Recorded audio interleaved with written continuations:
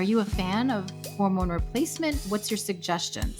Without getting too sciencey, yes, I am a huge fan of it. Symptoms are the biggest aspect of all of this. So poor sleep, more anxiety, more irritability. A lot of those are common with low progesterone. If they are getting headaches, weight gain, things like that, that'll be more related to estrogen. Find a compounding pharmacy next to you or nearby. You call up the compounding pharmacy and you ask, hey, I'm looking to get my hormones checked and wonder if I need bioidentical hormone replacement therapy. Who do you suggest that works well? Usually the doctors that go to compounding pharmacy, most of the time they really know what they're doing. And that's how you find your local person who can prescribe and can monitor your levels.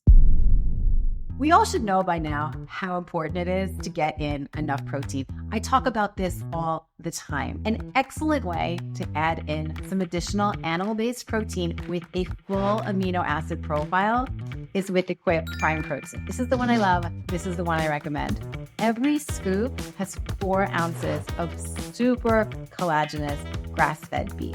Use the code TheCarnitarian and you'll get 15% off your first order over at Equip Food. Hey, everybody. So today we have with us Jen Winkler, who is a board certified health and wellness coach specializing in hormone health, who has used an animal-based diet to help resolve a number of health conditions, including epilepsy, insulin resistance, and inflammation. Jen, I'm so happy you're here with us today. Welcome to the channel. Yeah, I'm so happy, Linda. We've talked like so much over the years, and I think this is one of the first times it's actually live and not just like voice messages in the DMs and stuff. It's great to talk to you. It really is. It's cool. All right. So tell us, give us a little bit of background. For those people who don't know you, you are Coach Jen Winkler on Instagram. Can you just give us a little bit of background about how you came into the carnivore and meat-based space and what led you to become a health coach? So, okay, I have told the story a number of times. I'll try to like bring it down into small level in a sense, because people can, we can go on with our stories and I can talk. So, anyways, when I was 12 years old, I was diagnosed with epilepsy, and they just called it juvenile myoclonic, grand mal seizures. I mean, the full thing. I'm out for the whole day. They didn't happen too often. It would be like once every few months or something. And then the medication I was on was deemed very safe back then. Now it's like one of the worst ones you can be on. So, of course, as evolution happens with medication, they start realizing actually it's not that safe. The medication I was on caused me to have severe pancreatitis when I was in college. So I was hospitalized for like 10 days away from my family. And that's when I was at my highest weight. So throughout my life, I've been up and down with weight, mainly because of the medication and its side effects of insulin resistance. And then, I did a lot of things that a lot of people did where it's like, I'm gaining weight. I'm over 220 pounds. I'm just going to have like a bag of chips for lunch, like trying to just keep it low. I didn't understand any of the stuff I know now. So I would lose weight on that, but then obviously it would bounce back and be worse afterwards. So fast forward to having my little guy. So I have an 8-year-old boy, got married 2015, had him in 2016. I didn't think I'd be able to have kids having PCOS, but I had a supplement protocol my doctor put me on, and apparently it worked. So I gained about 80 something pounds with that pregnancy, and post pregnancy was 220 something pounds again. And I had all the mental health side effects of just metabolic syndrome and the medication. So anxiety, panic attacks. I couldn't work because I could barely drive because I would just get panicky all the time.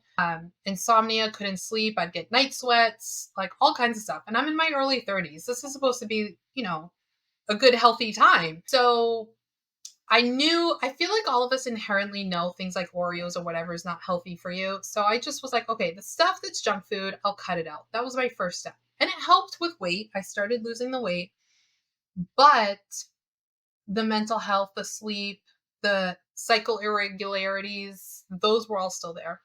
My husband and I love watching documentaries. And when the baby was asleep, we'd be like, hey, let's pop on a documentary. And so we watched Forks Over Knives and the vegetarian ones and stuff. But then we watched The Magic Pill, and that was the moment. That was like, "Oh my gosh, this is for epilepsy." This was created for people like me.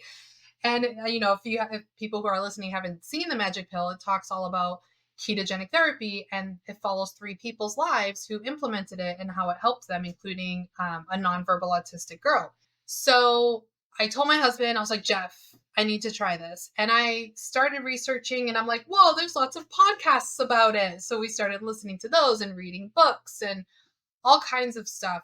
And so I just dove in it myself because my neurologist at that time was not supportive of it. She said, I don't know anything about it. You can do an Atkins diet if you want, but I don't know anything else. And I was like, all right, I guess I'm on my own. My husband did it to support me. He has colitis, ulcerative colitis, and he saw results within 5 weeks. Like his flare up disappeared. He was forgetting to take his medication. So things got better there. And he's like, oh, I just won't take it anymore. And mine took a little bit longer because I had to titrate off my medication. I was on higher dose than allowed by FDA with my medication. So it took some time. But yeah, so I did keto for a while and it was working great.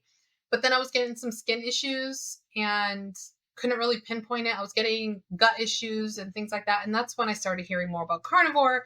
So I said, let me do an elimination diet and see how this works. I went carnivore. I was nervous because ketosis is a big deal with epilepsy. I wanted to stay in ketosis. And I thought, well, it's the fat in the absence of carbs. So I'll just make sure I do a high fat carnivore, I guess. And I did, and it worked. I lost a little more weight. My skin cleared up more. And I was at my lowest weight, which I was like, wow, fantastic. However, through the learning period, hindsight's 2020, I realized the reason carnivore didn't work for me was there's some stuff going on in my digestive system that is just really hard for me to digest that much animal foods. I still am figuring it out. So I went back more to a ketovore keto, and that was a sweet spot. With carnivore, I just couldn't get enough calories in for myself. I'm not against it. If you can get enough calories, fantastic. But for myself, that was the case. So that's why my hormones started tanking. I was getting my PMS stuff back, all of those. So for me, I have found my sweet spot. And then also the mental aspect of if I go out with some friends or somewhere, I was missing a salad. I know that sounds horrible here on a carnivore channel, but summertime, I love my summer salads. So there were just things like that I knew weren't inherently bad, but I just wanted to have them and they didn't do anything ill to me. So I was like, okay. So that's where I'm at now, as far as my health wise, feeling pretty good. Just like everybody else, when you're 90% better, there's that 10% trying to figure things out. Yeah. And people would ask me, how did you lose your weight? So I lost 80 pounds. I forget how many inches it was, 50 something inches total around my body.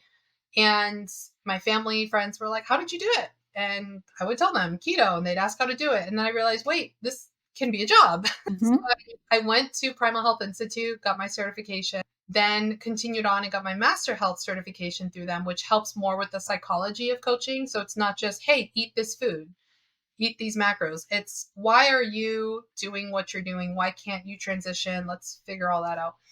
Motivational interviewing is the fancy term for it.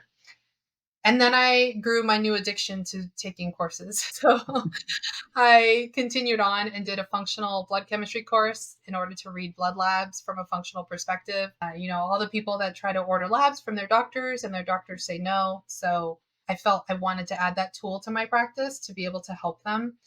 And then more hormone stuff. And I do fertility coaching, fertility tracking. And I told myself I'm pausing now. I'm giving myself a course break because I need to for myself. So Yeah, put that coursework into practice. yeah, And on more courses. no, totally. It's just people make such great courses and it's oh, I want to learn. I just love learning. That's how it Yeah, is. same.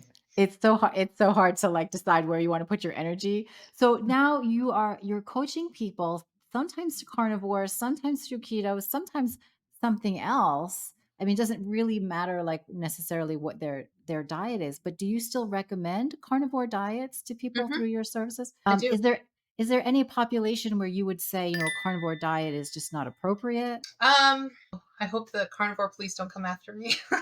We I want to know don't what know. you think. Yeah, I'm not the police. I haven't had somebody where I've said this isn't ideal for you. Um, the only time is if it's not sustainable, like they feel it's not sustainable for them. They miss the avocado or the healthy foods, like was my situation. Yeah. Then I'd say, well, let's find the healthier options for you, your individual nuanced needs. But most of the time, we keep it under 30 grams of carbs. I haven't had somebody where I've said, like, you need to have 100 grams of carbs. I know there's people out there, but that's not like my audience. Mm. I haven't done that. We do, some clients will do cycling, their luteal phase. So 1 to 2 weeks before they get their period, when progesterone's at its highest. We'll incorporate some fruits, but again, even that is under 50 grams of carbs. So it's still like some form of ketogenic. And I'm still that as well. I kind of, you become tuned to what your body needs. And I can tell, like, I really need like an apple or some clementines or something like that. And then I feel so much better afterwards. But I find that mostly in my luteal phase, my follicular phase. So prior to ovulation, I'm pretty much carnivore, honestly. I might have some sauerkraut or kefir, which, I mean, kefir technically is still carnivore, but I'm not doing much else during that time. Summertime, I was doing salads. I really enjoyed it, but that's kind of it. Yeah. So I kind of go back and forth in my cycle. And I do that with my clients. If they want that, if they feel they don't want to do this forever, I say, well, let's find a way to flex in and out and utilize those carbs strategically with your workouts, with your cycle and things like that. And then they're able to adhere to it long term. Awesome. And, so for you with the epilepsy, you've been able to manage your symptoms and maintain. I just wanted to ask you about maintaining ketosis because ketone levels are sort of important for you. And you've been able to do that and still incorporate carbohydrates. How do you manage staying in ketosis and adding in, like you said, like an apple? And does it still work out for you? It does. So that's an interesting one. I like it. No one's asked me that one.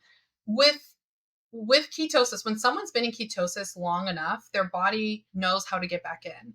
So I've experimented with my CGM, with my Keto Mojo, and just seeing like what happens. I can have an apple. If I have that apple, let's just stick to the apple idea. If I have that apple, I will utilize it after a workout or after a long walk or something like that, some kind of activity.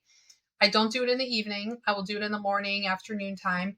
And I've always been right back into ketosis. Like I will admit, I've even had a gelato here and there with like family outings. And the next day I am right back into ketosis. So I know this isn't the case for everyone. It's just my situation that I've been able to figure out which foods.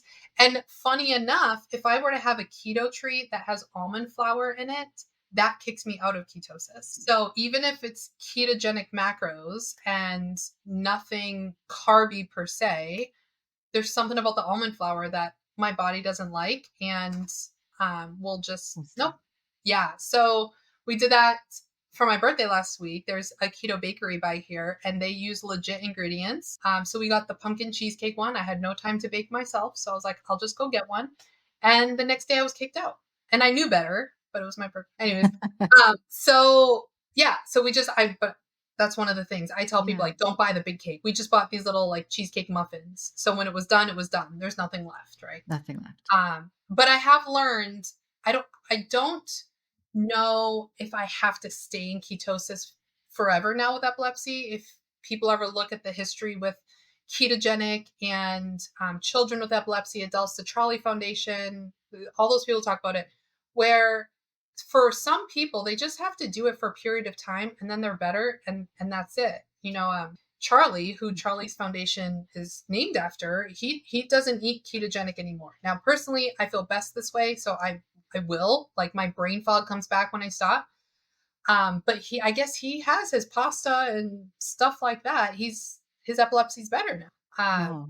So yeah, I don't know if that summarizes it. I'm not going back to Yeah. pasta. I have experimented with higher carb and I don't feel good.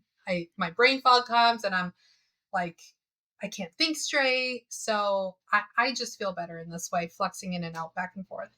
Awesome. Do you think that there's any harm to, I mean, people who are generally carnivore all the time are in like a low level of ketosis all the time because the Mhm. carbs are just so low. Like you said, there may be some carbs in the kefir or in the yogurts or even Yeah. in liver, right? Eggs, there's some carbohydrates, but we are sort of generally maintaining ketosis always. Do you find, like, in your studies or in your practice that there's any harm? People talk about that staying in ketosis is not great, that you should be cycling in and out of ketosis. Have you found that to be true? I don't think for everybody. I think what I have seen with some people, such as yourself, like you feel good, like things are optimized. You found your way.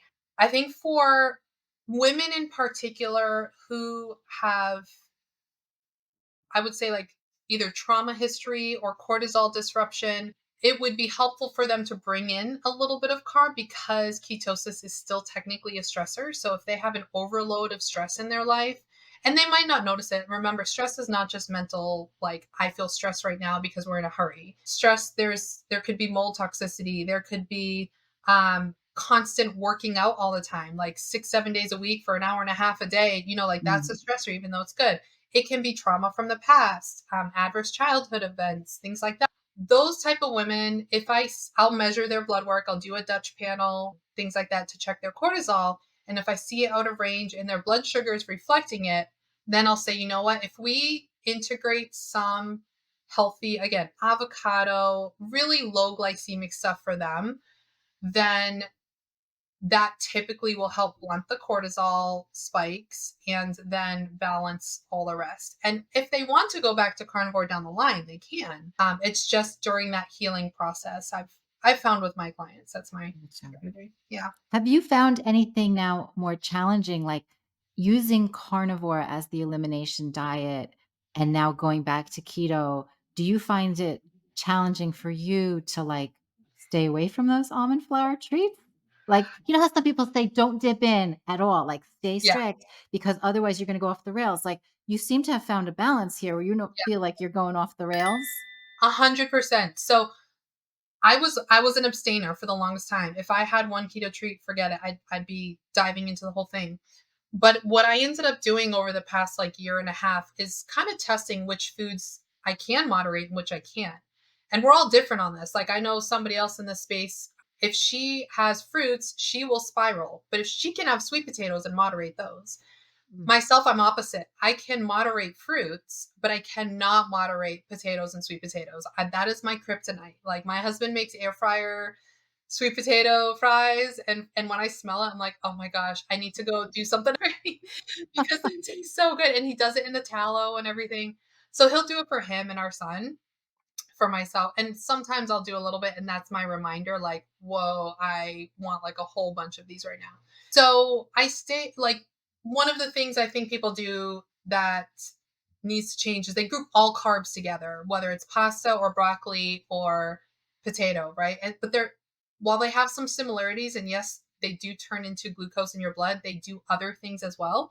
And some of them will be more of a trigger than others. So with my clients, some of them I will help them figure it out. Okay, did you get triggered with broccoli? Like, Mhm. most people will not. I love some broccoli air fried with butter, but it's hard to be like, ooh, I want more. Right. Yeah, typically, it's like sweet potatoes and chips and or pasta or any of that Yeah, stuff that people are really, you find them overdoing it. especially when the way you cook sweet potatoes. So a lot of times if we do the air fryer or baking it, it gets the caramelization on it, which makes it sweeter. But if you Mhm. boil it, that's different. So if I were to have boiled sweet potato, I don't think I would indulge as much. It's something about that caramelization, but it wouldn't taste as good. So yeah. Nobody's ever, like, declared their love for boiled sweet potato. No, I don't think so. Yeah. Okay. So what I want to do now, which I love to do as part of these chats, is a speed round because it gets people to know you a little bit more personally, and they're really fun and it kind of just breaks it up. And so you may or may not have already seen these questions. And I'm going to ask you some multiple choice questions and some open answer questions. Are you ready for the speed round, Jen? Let's do it. Okay. First question. We're going to talk about some food stuff. Stainless steel, cast iron, or air fryer? Oh, come on. Well, I mean, cast iron, I was a big lover of, but I have stopped because my iron levels were too high. Mhm. So I think it's a great way to cook certain foods. Personally, I'm just testing it out now. I haven't retested my iron yet to see, but there's that. And then air fryer is like my go-to for a lot of things. I think the stainless steel is like my fried eggs. You know, Okay. it's hard to pick one because they It all could be have. any of the three. It's the speed round, Jen. I'm sorry. Okay, I'll go faster. That's fine. I'm just kidding with you. Okay. Next question. Fanny pack or tote bag? What's a tote bag? Tote bag, like over Like the bag? shoulder Yeah. fanny pack. Fanny pack. I'm a But I tote wear bag it girl. like sorry, it's speed round. I won't Mm. explain myself. You can absolutely explain yourself. We love it. Okay. When it comes to brisket, are you team fatty or team lean? Oh, now I've gone more into the team lean, I'm honestly. with you. I'm with you on team lean. Can't do the big fat stuff anymore. Sometimes it's just too much. Yeah. Uh, when it comes to chicken wings or chicken thighs? Oh, give me the chicken thigh any day. Nice and crispy in Real the air fryer. in the air fryer. I'm a chicken wings girl, crispy chicken wings. All right, now I see you in the gym. You post sometimes flexing the guns. What is your workout like? Do you like workout splits or do you like full body workouts? What are you doing? Can I explain this one? I know. Yeah. So I used to do splits. I love the splits. But then I realized if something happened that I had to miss a day, then I was missing typically my upper body. And then when I realized that, I listened to Vanessa Spina, one of her podcasts, that she talked about a study that came out doing full body workouts. So I have since transitioned and I have loved it a lot more. It does take a little bit more time for me, but that's where I'm at now, is doing full body. Nice. I love full body myself. Still water, seltzer water, or electrolyte water? I would say, I guess electrolyte water because I put salt in my water. Yeah. Do you every time you drink, is it I salty don't water? like the plain of right. I don't like the taste of plain water. I've Wow. become this like I like the saltiness of water. I can't Amazing. do the flavored electrolytes. The natural flavors give me migraines. I don't know why. I Mm. and that was one of the things that helped with carnivore was I kept that in and I was still getting headaches. And then I realized I guess that's the only thing. I took that out and I was like, oh, it's the electrolytes. But then I had some protein powder that had natural flavors in it and I got it back. So Mm, I was like, okay. And then I made that connection. But it took a long mm. time to find that. It's hard when yes, when you don't ever do a total elimination, it's really difficult to know what is causing issues. And Mhm. I myself, not to say it's a terrible thing, I've never done a total elimination diet myself. I probably should. Well, and then it's like, well, how total do you go? Do you go lion where it's like Yeah, that's beef what I'm and lamb? thinking. Then that's it. Like some people need to. I have one client that's the case. We took chicken and pork out, and she's like, "Oh, my inflammation's going away." Okay, so there's something with pork and or pork or chicken or both for you. So Yeah, you learn yeah. a lot. Hmm. Okay, pop culture stuff. We're both Gen X. Um, TV Yeah. shows: Friends, Seinfeld, or The Office. Oh, why do you do this to me? I think I quote Seinfeld more than anything else because I grew up on that more. And Office was more the past like 6 or 7 years where I got into it. But Okay, I do have Office. I have Dwight Schrute earrings, and that's I have That's awesome. What She Said earrings also. So I'm a huge Seinfeld fan myself. Okay, MTV or VH1? oh, MTV. MTV. I'm so glad you said that. Now, as a follow up, are we grunge or are we hip hop? I feel like we're Not a mix now, of but both. maybe in the past. Did you listen to both? I did. I was that person that would go from Biggie Smalls to Silverchair to all over the map, and then the stuff my mom listened to in the 80s or 70s. Amazing. Okay, now I have the ultimate Gen X question for you. In 4 words, Jen, can you tell us what is love? What is love? Baby, don't hurt me. That's the correct answer. Thank you Okay. so much for participating in our speed round. That was fun. I'm glad you enjoyed. That was awesome. Thank you so much. Okay, back to the serious stuff now. Let's talk a little bit about like macros. Do you care about macros? Like, do you have a preferred macro percentage? Like, what's your take on, how much fat people should be eating, how much protein people should be eating, and in your case, in your clients, where the carbs should lay? Yeah, so protein is priority always. So that's like with the caloric intake, obviously you want to, depends on what your goal is. So if you're at maintenance level, you want to eat at maintenance, you want to get enough calories. If you're needing to lose weight, some people I've noticed need to be in the calorie deficit and some do not. It depends on, their situation. So protein, if people didn't know this, the word protein in Latin means first place. It comes from a Latin word. So there's truth. We're not just spitting out, things that we want to believe. It's fact. So protein, I always do. The very basic is like 5 feet, depending on their height. If they're 5 feet tall, 100 grams, and then for every inch afterwards, I add 5 grams. I forgot where I found some science somewhere, but it has Mhm. worked. Yeah. So a 5 foot person, minimal 120 grams of protein. 5'4" is what I was thinking. Sorry, because that's myself. Um, would be 120 grams of protein. And then we look at their goal. What are they trying to do? Are they trying to lose weight? Are they insulin resistant? Or do they have cortisol dysregulation? So according to that, we'll figure out what their carb intake would look like. I typically put at least 10 because you are getting dairy, like you said, dairy, certain seafood, and eggs. So most of my clients, I'll say 10 grams, Mm. that's at least you're getting that. And then the rest is fat. Like, okay, let's look at that. And we use fat as a lever to say for satiety. So I don't really have like percentage per se. That's kind of how the formula goes. And then Mm. as I work with the clients, we figure out, is that too much fat?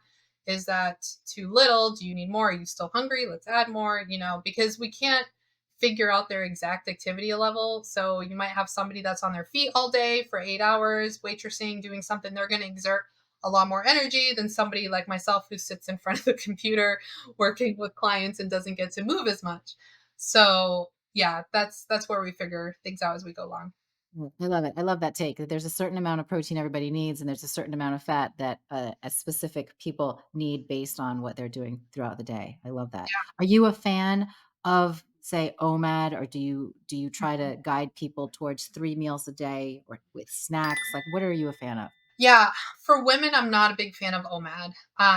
At least not consistently. If they're gonna do like one fast a week and that one day is an OMAD day, that's fine. But I haven't seen any positive effects from it long term. There may be some people anecdotally N equals one that it does. Mhm. Okay, you're the rare gem in the bunch, but most women, I would say eating their breakfast in the morning. And then if they want only a second meal later, as long as you're getting enough protein and fat, that's the key. If you can do it in 2 meals, fantastic, more power to you. I can't. I need 3 meals, and I will have dinner early. So it's like a 3:30, 4 o'clock dinner. And then I have my fast until about 8 o'clock the next day. So that's a decent intermittent fast, right? Oh yeah. I think sometimes in this space, people feel they need to do something harder all the time.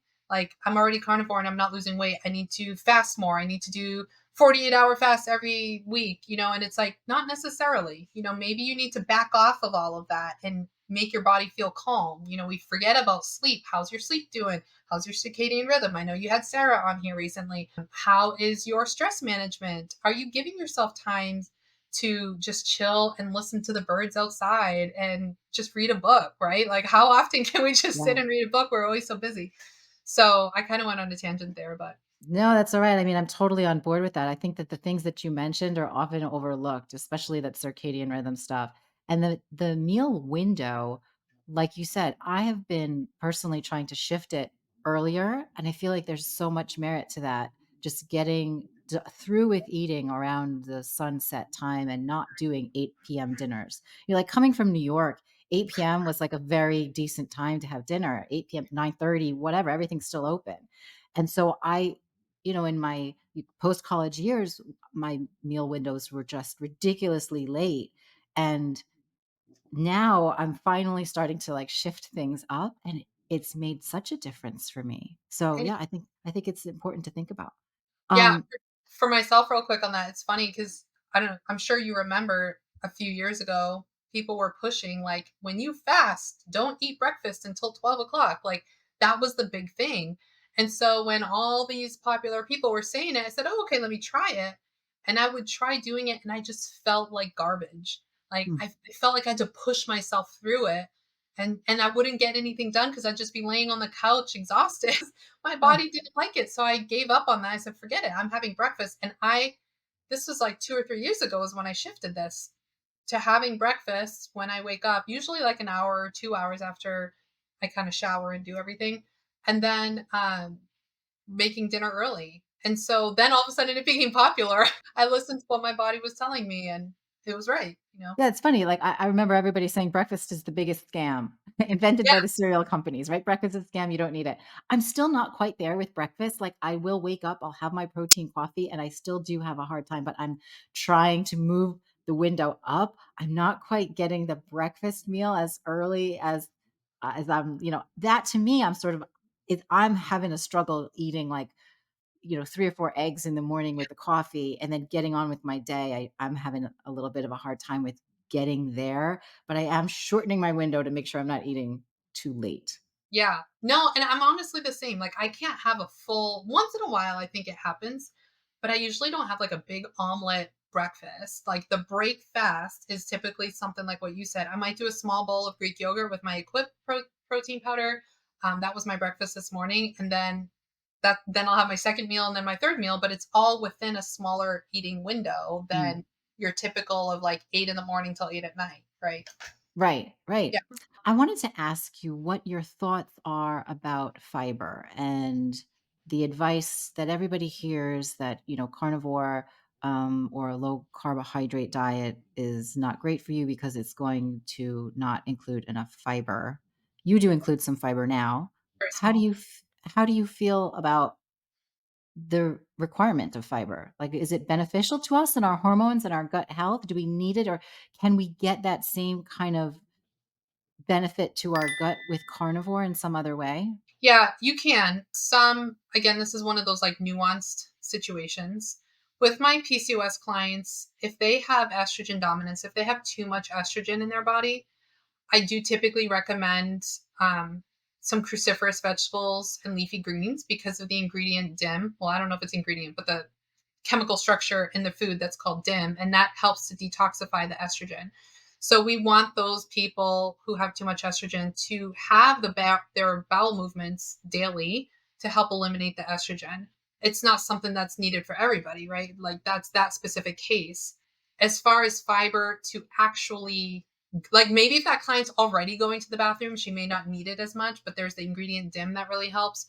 We can give a supplement if needed to use DIM, and I have done that with some clients to help with that extra boost because realistically, not everybody does a lot of the fibrous vegetables. So there's that aspect. As far as actually having to go to the bathroom, like that is totally different for every single person. I will tell you, my husband with colitis, if he had fibrous vegetables, he will be running to the bathroom much more, right? Mm. But somebody like myself, it actually does help a little bit with the elimination. So that's one of those things I don't think it's necessary. We always have to take each person individually and what is your circumstance? What does your environment look like? What is your past history?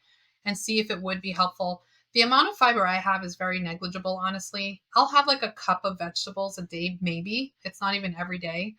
I'll do some sauerkraut, mostly fermented stuff. And the reason being is the fermentation process. So Greek yogurt, if you know the fermentation of the Greek yogurt you buy, or if you're like me and you make it at home, you're getting plenty of pro and prebiotics in that Greek yogurt that will help with the gut microbiome or kefir or anything. So you can stay carnivore and help feed your microbiome. You don't need it. But that's the only thing, honestly, I have seen in my studies and my research that it would be helpful for is feeding the good probiotics in your gut. Interesting. I am such a huge fan of the kefir lately, and I don't know if I'm saying it right. Kefir? I I think don't they're know. both ways. I just say kefir. Yeah. There's a lot of words I say wrong, so I don't know. Yeah, I don't know exactly how to say it. And Greek yogurt, I eat that like it's my job. But yeah, Mhm. that's great advice. I wanted to ask you because this is really your wheelhouse. We talk about hormones. Oftentimes, the conversation is centered around women with perimenopausal symptoms and women who are menopausal. For perimenopausal women, like what are some of your favorite ways to best navigate through that time, and how can we support our hormones through that?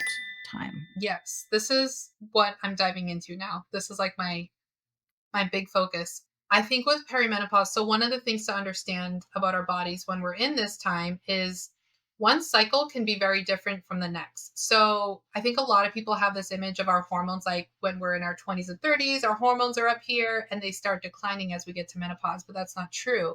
It's more of like we're up here and then perimenopause is like this, like cycle to cycle. Like one cycle you might have drained hormones and the next one it's right back up to normal. And it's doing this as it goes down. So, keeping that in mind, we need to be very gentle with our bodies. We need to, I think a lot of that circadian rhythm stuff is very helpful. Like, go outside in nature, find something that calms you and relieves the stress. I think that's the big thing women need to focus on in their 40s as they approach menopause is that stress relief because that fluctuation with hormones up and down is a stressor in itself that we cannot control. That's just going to happen. So we want to give our bodies a sense of safety and security, right? So that's the biggest thing I work on is the lifestyle factors. Like don't don't be like me. Don't do Jen where she's taking a course all the time and filling her bucket. And this has been my mantra this year for 2024 is to learn to say no to things even if they're good. Like our friends might get together, "Hey, do you want to come over?" I have to see am I at a place for that? Am I too booked? Like I'd love to spend time with them, but I need to say no sometimes too to just give myself that space, right? So that has been my thing this year. Like there's been courses coming up I want to take and I'm like, I have to say no. And then same with my clients. Like I've had to create a wait list so that I can have space for family and homeschooling and all that kind of stuff. But I think that's the biggest thing. Food is again so individualized depending on the person. I've had perimenopausal women stay carnivore and they do great. And I've had some that incorporated a little bit of carb and they do better. So I always just take into consideration their story, their stress, gut health, stuff like that. I mean, I love your take on that because I always say like stress is king and it doesn't matter what you're doing in terms of your nutrition or your working out. If stress is, present and it's really controlling what's going on, it's going to matter more than anything. And you could be, doing the best that you can do in terms of what you're eating and how you're exercising. But if stress is a killer. It's like Yeah, it's king, right? It's number one. So I totally. appreciate your And take there's on that. like sometimes too, there's stressors that you can't control. My son's on the spectrum, right? Like he's technically Asperger's, but they diagnose autism.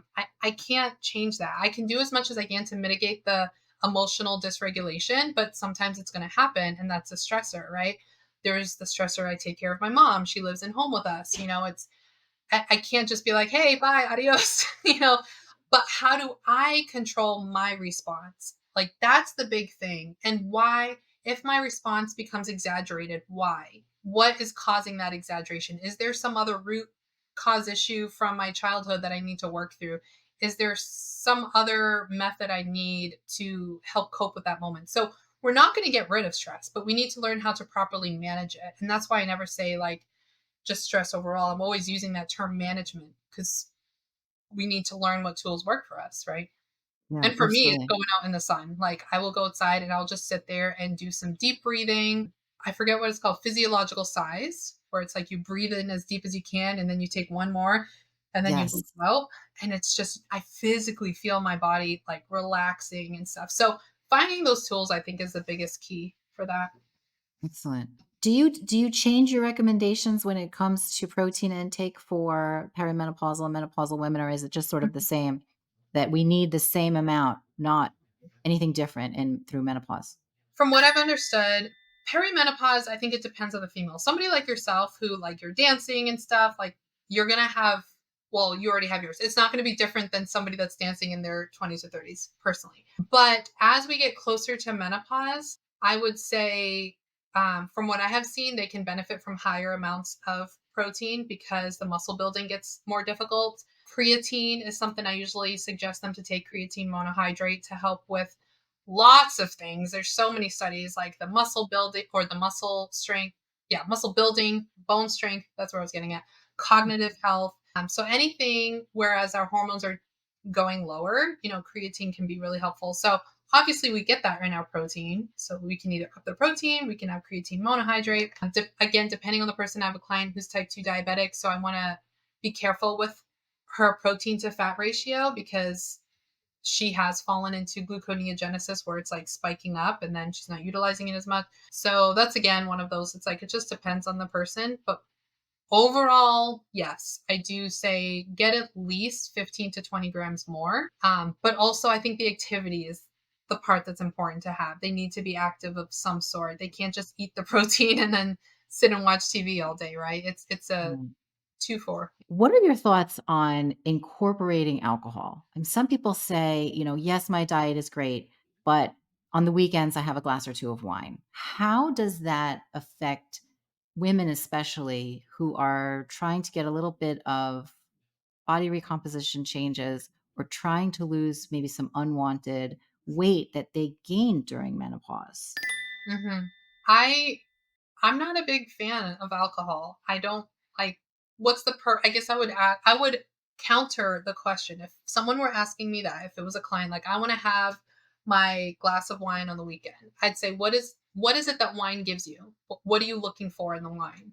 And if it's like, well, it's just my thing I do with my friends, we have fun. It's like, okay, well, is there anything else you can do with them? Like, why is it centered around the wine? Can you just center it around your friendship itself? And so I like to challenge those questions and figure out what is it about the alcohol that the person wants, because there really is no benefit that I have seen that alcohol gives that you can't get somewhere else. Some people say like antioxidants and I forget the other one, that helps you sleep at night, but it actually does the opposite with sleep. Like you are falling asleep quickly, but you're not getting quality sleep with it. So I challenge people like drop the alcohol. If it's once in a blue moon, like it's 4th of July and I'm having a beer, like if you can do that and you're not going to fall down the rabbit hole of having it every week, I don't think it's going to kill you. But for women on the fertility journey, including their spouse especially, that will make a big difference in their hormones, and even the one glass will make a difference. So Mm. I usually just try to be like, what is it about it? Like, if you're gonna have a steak, obviously we know why you're gonna have a steak, right? Like there's benefits to it. But a lot of times it's all emotional stuff with Yeah. alcohol. And Or in the same vein, some people will try to do, do whatever diet that you prescribe. They'll say, okay, I'm going to do this, but I'm going to do it like just during the week. And then on the weekends, I'm going to have my cheat weekends, or I'm going to have a cheat meal, or I'm going to have a cheat day. Have you found that to be doable for people? Like, what's your take on allowing or being okay with not being on plan all the time? I don't like it. It doesn't make sense because I mean the word cheat in itself, it has a negative connotation to it, right? So why would Mhm. you do something negative to yourself? Um, if it's I have had one client who she was very like, this is what I'm doing. Every Saturday, I'm going to have my pizza, or I don't remember what the food it was. I said, okay, go for it. See how it works for you. Like that's kind of the Right. action I take. Like, let's see if it works for you. And it it did and it didn't. There were certain things like mentally she felt fine, but then the goals she was striving for, it did not work. And I said, Mm. do you think maybe giving that up and having something beneficial for you would work? So she did, and alcohol was one of them as well, actually, if I remember correctly. And it did. She tried it for a month, and sure enough, things changed. So again, that goes into like the healthy relationship with food stuff. Why do you need to cheat? It's that's what Mhm. coaching. It's just asking the questions, getting Socratic. Like, what is it about it that you need to cheat for? Mm. You wouldn't cheat on your spouse. Like, why do you want to cheat on yourself? You So know, yeah, and maybe something's too restrictive for them. Maybe that's if they are carnivore and they're like, I just miss this stuff. So then they end up going the opposite way. Some people carnivore, they need the boundaries and they're like, these are the boundaries, that's it. But there are some people that are like, I just need a little leeway. And that's where I think ketovore, maybe like real keto food, not the junk food keto, can help with that person because they can find that easy substitute in a sense. Although Courtney's book coming out now, I think that's going to help a lot of people where Yeah. they can have those treats and those fun foods on the weekend and they don't feel like Right. deprived. I don't Right. get deprived on carnivore too much, but yeah. Yeah, I feel pretty great on carnivore, although the carnivore police have got me over the tomato. So that. Oh, yeah. So back to the hormones. I mean, what sort of tests do you think people should be doing, and at what point in their life cycle should they be doing tests to, like, maybe see where they are, see where they're going? What's the blood work like so people know what they should be looking for? Yeah, I love this question. This is like where I shine and I get excited about because I'm such a data nerd. So testing an easy one for hormones, we'll say, well, actually I was going to say something else, but we'll jump straight to hormones.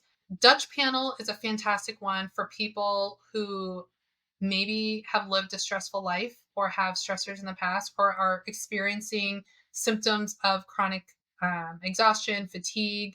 Maybe they wake up and they can't get out of bed or they can't fall asleep at night. I will do that one because it measures your cortisol throughout the day. So we'll see, like, are you getting that cortisol rise in the morning? Is it dipping before bed? Because cortisol opposes melatonin. So if cortisol is high, your melatonin can't rise for you to fall asleep. If your Mm. melatonin's high, your cortisol can't rise. So I like to look at that. For some people, I'll do just that and then blood work for hormones. It just depends on the scenario.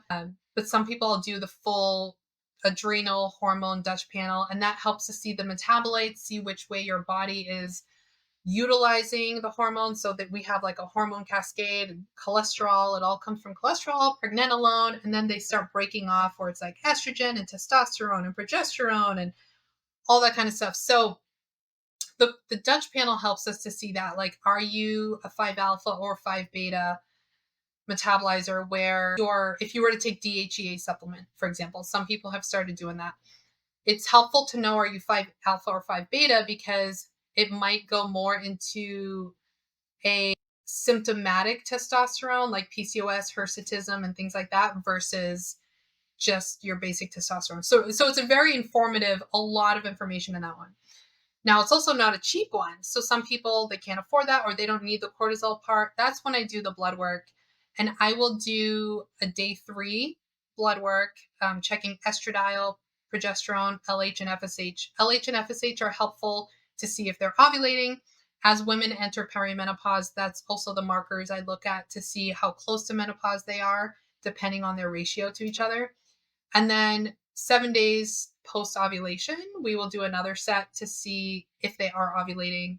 We'll see where their progesterone level's at, how long is their luteal phase. So we do a lot of like cycle work in general, not just the blood work. What symptoms are you getting? Are you getting, not to get too much into the weeds, but like, do you get cervical mucus? That's a sign of fertility. That's a sign that your estrogen's rising. Do you have too much of that? So sometimes the blood work doesn't even have to happen. We just look at their cycle and I'm like, Mm. oh, this is what's happening. You have cervical mucus throughout your cycle. You're estrogen dominant, most likely. I mean, we can confirm it with blood work. So there's like a little bit of the background on that. As far as when to start testing it, I would say if you have a teenager, get her tested. You want to know what baseline is at. When you feel good, you want to know, what does that number look like for you? What does feel good look like? Because it might be a higher amount than what the lab values are, right? And then just at least once a year, get them checked and see where they're at. Is Wow. what I say. Testosterone, free testosterone, sex hormone binding globulin. Those are all good ones too. DHEA. Yeah. Okay. Awesome. That's great. I would never have even thought to start testing hormones that early, but it makes sense. You need to sort of know where you are. And then why not test every year and see where you are? It's a great Yeah. idea. Because if you're feeling good and your numbers are at the certain level, eventually you're going to not be feeling good as you enter menopause. You want to know what that optimal level is for you of where you want Yeah. to reach, right? So, Right. yeah. I mean, what are some of the things, like, what are the most disruptive things around us that you've learned that people don't necessarily think about that are wrecking our hormones, that maybe people can take into their own hands and say, you know what, I'm going to eliminate this. I'm going to make sure I'm careful about this. What are the things around us that are just destroying us hormonally that maybe we can cut out of our lives? I mean, the number one is a certain food intake, but I think most of the people know that, like the sugar, the grains, the seed oils, and not even just the obvious. There's a lot of ingredients that we're starting to see now that are coming to light that are allowed here in America, but are not allowed in other countries, right? And those are huge hormone disruptors. In our water, your basic water you're drinking has hormone disruptors from birth control. The filters can't filter that out. At least not your basic ones, the Brita and stuff like that. You need to get some good reverse osmosis. There's a lot of other brands that I am not familiar with that I'm sure do good too, but then you have to remineralize your water. So that's a big key of that too. That's stripping everything out, including the good. So we have an RO system in our house, and they're actually not too expensive. People get nervous about it, but ours was like $300, and then the filters are like $50 a year. So it's not Yeah. bad at all. We love Uh, ours. Yeah. yeah, it's so helpful. So I would say water is the biggest one. You want to have good water source. Your body is like what 70% water or something. I don't remember. It's some crazy amount.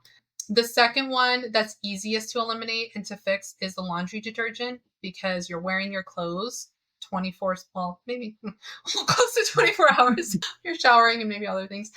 But you're wearing your clothes, you sleep in your sheets, you have blankets around you, you're constantly touching whatever the laundry detergent is. So getting a cleaner version that doesn't have phthalates, fragrances, hormone disruptors in there.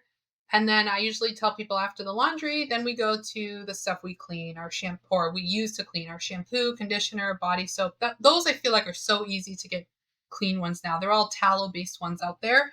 So you can find those. I bought a new one that was like tallow and honey it's the same concept as Dr. Bronner's soap where like you dilute it and Mhm. it's made with like all stuff you can eat. It's tallow, honey, olive oil, Fantastic. something else. I haven't tried it yet, but I just got it the other day. And then our makeup is one of the last ones. I usually say, oh, the cleaning stuff around the house, obviously, that's easy to replace. Just use vinegar, water, and alcohol and put a little essential oil in it to make it smell good. Like, you don't need any big, fancy wood spray, glass spray. Like, just use that, and that works fantastic. And then you save money on that to buy good quality meat, right?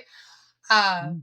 so, yeah. And then I say the makeup. So, we want to get as close to it as we can to having as natural. But I know I will say for myself, my my eye makeup is probably the only thing that's not the cleanest. And I know that. And I'm like, I'm going to pick my battles. Everything else is fantastic. I know we also have livers for a reason to help clear some of this stuff out. So as long as you have good liver support, your liver's functioning well. If you have just that little bit, don't stress about it. Just do the best you can. This is great advice.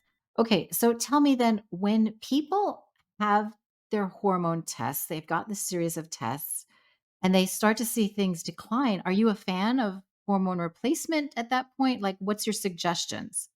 Yeah, absolutely. So especially if it's pretty clear and obvious that they're entering, they're getting closer to 50, maybe they're late 40s, and you see it declining and they're starting to feel the symptoms. Symptoms are the biggest aspect of all of this. So poor sleep, more anxiety, more irritability, a lot of those are common with low progesterone. If they are getting headaches, weight gain, things like that, that'll be more related to estrogen. So that is where I say, like, if you get your baseline testing when you feel good and then you start not feeling good, you can see, is it actually the hormones? Are my hormones declining? And if they are, bioidentical hormone replacement therapy is the big key. So bioidentical meaning it's not, for example, if you're going to get progesterone, the doctor won't give you progestin. Progestin is the artificial chemically derived version of progesterone.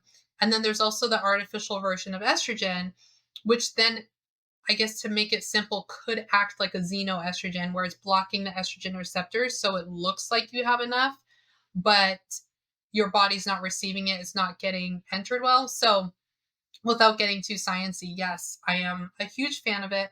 I myself have started using progesterone as someone with epilepsy. Apparently, this is something that happens with women with epilepsy is that you enter into perimenopause sooner than the average woman. So I have noticed that with myself as my hormones are starting to go down. Progesterone is typically a big help. I'm still finding that right dose. And the other thing is for some women, they need a much higher dose than typical. So you want to make sure you work with somebody who understands how to do this. They're not just going to say, here's progesterone, take it your whole cycle. For some women, that'll be the case, but the dosing matters. So, like low dose, you can take it the whole cycle. I'm talking like 100 milligrams orally.